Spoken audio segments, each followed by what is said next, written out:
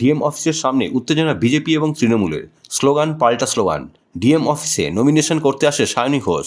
সেই সময় ডায়মন্ড হারবারের বিজেপি প্রার্থী অভিজিৎ দাস নমিনেশন করতে আসলে ডিএম অফিসের সামনে শুরু হয় উত্তেজনা। শুরু হয় বিজেপি এবং টিএমসি স্লোগান পাল্টা স্লোগান। পরিস্থিতি নিয়ন্ত্রণ করতে মোতায়েন করা হয় পুলিশ বাহিনী।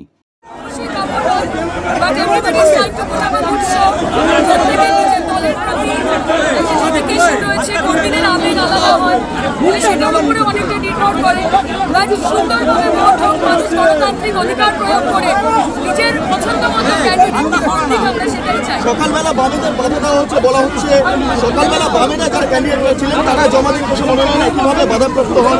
আজকে এখানে আপনারা এসেছেন, সব পরিস্থিতি আমার মনে হয় যে সেই কারণে আপনি আমরা 4-5 জন গিয়ে জমা দিয়েছি।